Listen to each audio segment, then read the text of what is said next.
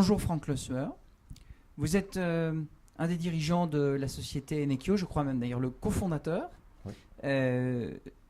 Vous vous pliez à l'exercice du style du pitch pour le Club ADEME International.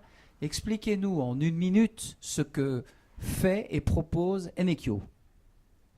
Eneco est une société innovante qui déploie des solutions d'efficacité énergétique sur les bâtiments existants, sur les infrastructures, collectivités tertiaires ou industrielles. L'objectif est de réduire la facture énergétique, de réduire le pic de consommation. Pour cela, deux options. La première, c'est de déployer des équipements hardware, software et logiciels qui permettent de contrôler et de piloter en temps réel l'ensemble des équipements qui impactent la facture énergétique. Et bien évidemment, quand on ne peut pas diminuer cette pointe de manière à 100%, puisque c'est l'objectif de faire des bâtiments énergie positive, de compenser par de la production d'énergie renouvelable qui peut être hydraulique, photovoltaïque et éolien. Où est-ce qu'on a besoin d'Eneco? Partout où on a une contrainte forte. En Europe, contrainte budgétaire. On commence à éteindre des villes en France. En Asie et en Afrique où il y a un fort développement de la population. Donc on n'a pas assez d'énergie à distribuer pour tout le monde. Et puis la dernière, c'est dans les pays du Golfe où il y a une telle mauvaise utilisation quelquefois de l'énergie qu'ils ont besoin de travailler sur l'efficacité énergétique. Donc c'est dans ces zones-là que Eneco déploie ses solutions avec des beaux résultats, que ce soit à Astana, aux Émirats et bien évidemment au Sénégal. Alors, il s'agit de production et de régulation de l'énergie par rapport à l'appellation du smart grid, par exemple. Comment vous insérez-vous dans ces concepts? Alors justement, on s'intègre parfaitement dans les concepts Smart Grid, Smart City, Big Data, où effectivement, il faut contrôler l'ensemble de la chaîne, de la production, du transport jusqu'à la distribution et l'utilisation de l'énergie. Pour ça, on a besoin de trois choses. La première, il faut mesurer. Il faut être capable de savoir combien je consomme à quel moment. Il faut ensuite que je sache quel est l'impact de quel équipement qui impacte sur ma facture en temps réel. Et ensuite, il faut que je puisse être capable de le manager par rapport à un coût énergétique. Si mon coût est plus cher dans la journée, aujourd'hui c'est le cas avec la climatisation, hein, on a une pointe de courant en France sur la climatisation, il faut que je puisse réguler au bon moment, tout en maintenant bien évidemment ma réponse aux besoins du client, mon activité.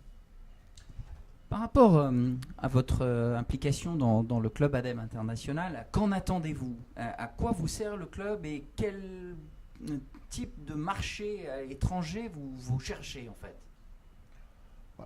On va dire que les acteurs français comme les ministères de l'Environnement, le Club ADEME International, l'ADEME, BPI, sont des acteurs fondamentaux pour des sociétés comme nous. On est leaders mondiaux dans l'énergie, que ce soit dans les fluides, l'eau, le gaz, l'électricité. Et l'ADEME, par définition, a une représentativité mondiale sur la capacité à déployer des innovations.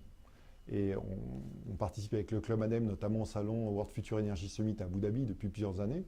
Et effectivement, les retours qu'on a et les échanges qu'on a à travers les différents membres du Club ADEME, par exemple, il y a une opération qui a été faite sur l'Afrique avec tous les appels d'offres qui ont été lancés en Afrique, c'est extrêmement enrichissant et ce sont un grand nombre de données qu'on n'aurait pas le temps ou l'énergie pour pouvoir collecter l'ensemble de ces informations à l'échelle d'une PME dont notre souci est de se déployer à l'international le plus rapidement possible. Justement, parlons du Sénégal et de vos réalisations en Afrique et de vos propositions. On est sur des pays qui sont en grand mouvement, en grande transformation. L'interculturel, comment justement proposer, déployer vos solutions dans des pays comme le Sénégal? Est-ce que vous pouvez nous en toucher un mot là-dessus?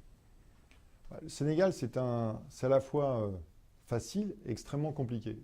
C'est facile parce qu'on parle français, il y a une culture française, la législation est française, mais par le passé, qu'on connaît tous, un peu colonialiste et indépendant du Sénégal, il y a des antagonismes et des a priori qui sont très forts.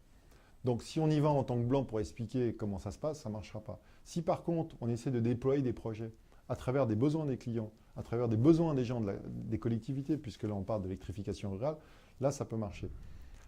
Le challenge c'est quoi? L'Afrique c'est l'avenir du monde demain, c'est là où il y a la croissance, c'est là où il y a énormément de choses à faire.